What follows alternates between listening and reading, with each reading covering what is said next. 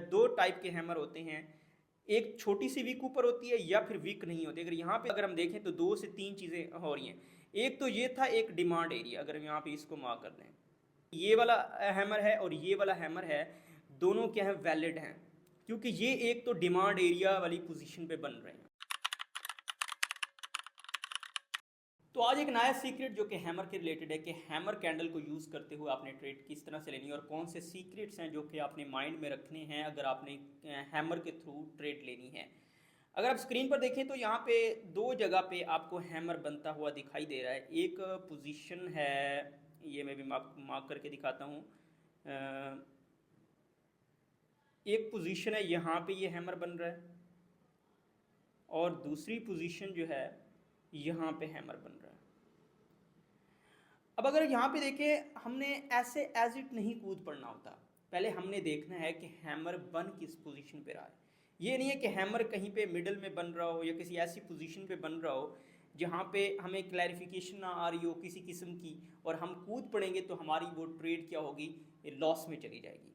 तो हमने ये देखना है कि अब जो हमने दो पॉइंट्स मार्क किए हैं हैमर के, कि यहाँ भी हैमर बन रहा है और इस पोजीशन पे भी हैमर बन रहा है। अब हैमर होता किस तरह का है, जो उसकी बॉडी है वो क्या होती है, स्मॉल होती है, और जो उसकी वीक होती है वो उसकी बॉडी का 2 या 3 गुना होती है। अगर अब यहाँ पे देखें, इसको थोड़ा सा मैं और जूम आउट कर दूँ तो यहाँ पे अगर आप देखें तो ये एक हैमर है और ये उसकी बॉडी है। इसको ख़त्म कर देते हैं, ये हैमर बना हुआ है। ये अगर देखें तो ये उसकी बॉडी है और उसकी जो वीक है वो बॉडी का 2 गुना है। और यहाँ पे अगर हम देखें तो ये जो हैमर है यहाँ पे, इसको हम ख़त्म कर देते हैं। यहाँ पे जो हैमर है इसकी ये जो हैमर है और इसकी अगर ये बॉडी है और ये इसकी वीक है तो वो उसका 3 गुना है। तो ये एक प्रॉपर हैमर है जो कि एक सिंपल डेफिनेशन होती है हैमर की जो कि हम करते हैं समटाइम। और हैमर इस तरह का भी होता है जैसा कि दो टाइप के हैमर होते हैं। एक छोटी सी वीक ऊपर होती है या फिर वीक नहीं होती। अगर यहाँ पे देखें, यहाँ पे भी ये एक हैमर है, ये अगर आप गौर से देखें तो ये एक हैमर बना हुआ है। अब यहाँ पे क्या है, इसके ऊपर वीक कोई भी नहीं है बल्कि उसकी जो बॉडी है और उसके नीचे जो वीक है उस बॉडी का 2 गुना है। यानी इस तरीके से हम हैमर को क्या करते हैं, आइडेंटिफाई कर लेते हैं, ठीक है। लेकिन अब मेन चीज़ है कि लोग ऐसे कूद पड़ते हैं बगैर उसको टेस्ट किए। तो इसमें 2 या 3 तरह की आप टेस्ट कर सकते हैं। एक तो आपने देखना है क्या वो हैमर जो है वो डिमांड एरिया के ऊपर बन रहा है।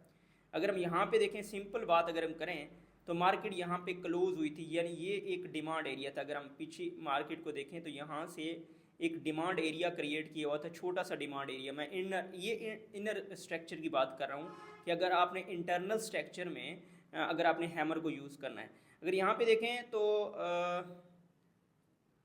ये जो था ये एक डिमांड एरिया लग रहा है इस पोजीशन पे अगर आप देखें, और इस पोजीशन पर आकर यहाँ पे हैमर बना है।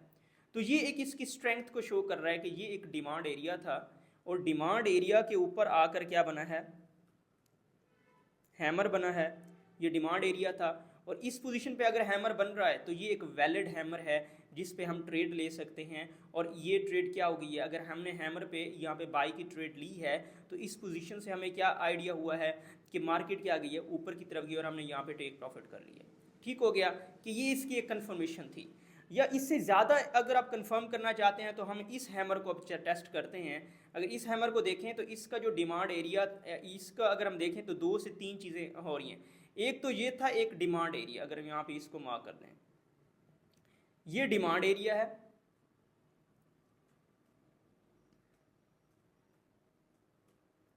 ठीक हो गया, डिमांड एरिया एक कंफर्मेशन तो ये हो गई कि ये जो ये वाला हैमर है और ये वाला हैमर है, दोनों क्या है वैलिड हैं, क्योंकि ये एक तो डिमांड एरिया वाली पोजीशन पे बन रहे हैं। ठीक हो गया।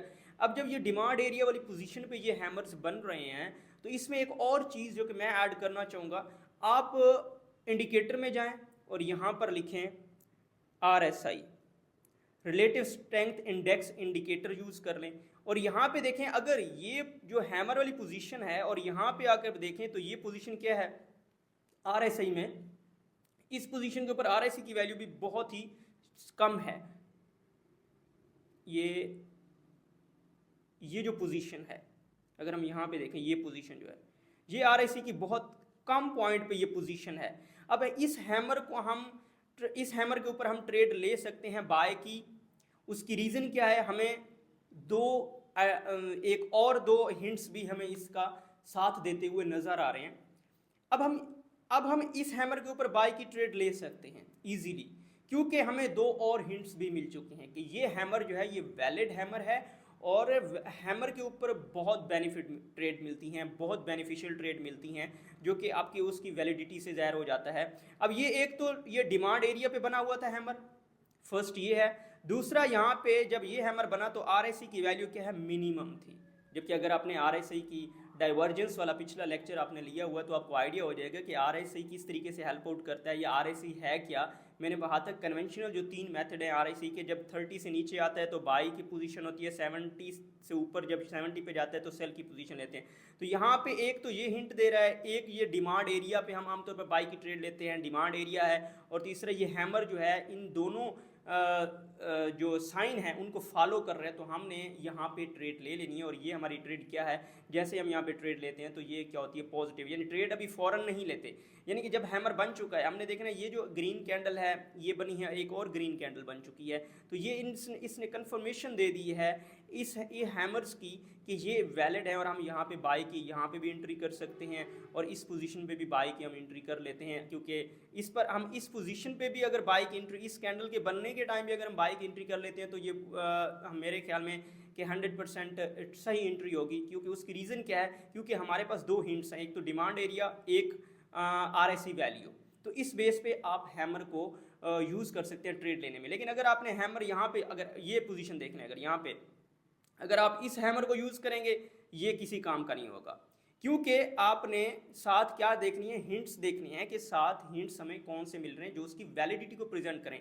अगर आप यहाँ पे देखें इसको, तो ये भी तो एक प्रॉपर हैमर है, तो आप यहाँ पे भी ट्रेड ले सकते हैं, लेकिन आप नहीं लेते क्योंकि ये वैलिडिटी शो नहीं कर रहा, ये एक वैलिड हैमर नहीं है, और लोग इस तरह के हैमर्स में फंस जाते हैं जब उन्हें प्रॉपर लेक्चर नहीं दिए होते। तो दोस्तों कि आपको हैमर का कंसेप्ट क्लियर हो जाएगा कि कब आपने हैमर के केस में ट्रेड लेनी है। इसी ट्रेड लेनी है तो ट्रेंड को भी देखना है कि ट्रेंड कौन सा है, बेरिश ट्रेंड है या बुलिश ट्रेंड है। अब हम यहाँ पे अगर बाय की ले रहे हैं तो ये एक बुलिश ट्रेंड है, और इसी तरीके से यहाँ पे भी अगर आप देखें तो ये फर्दर भी बुलिश ट्रेंड ही जा रहा है, ये देखें ये बुलिश ट्रेंड ही है, यहाँ तक जो आया है ये बुलिश ट्रेंड रहा है। तो इस वजह से ट्रेंड का इल्म होना भी ज़रूरी है कि ट्रेंड कौन सा है जिस पर हम ट्रेड ले रहे हैं।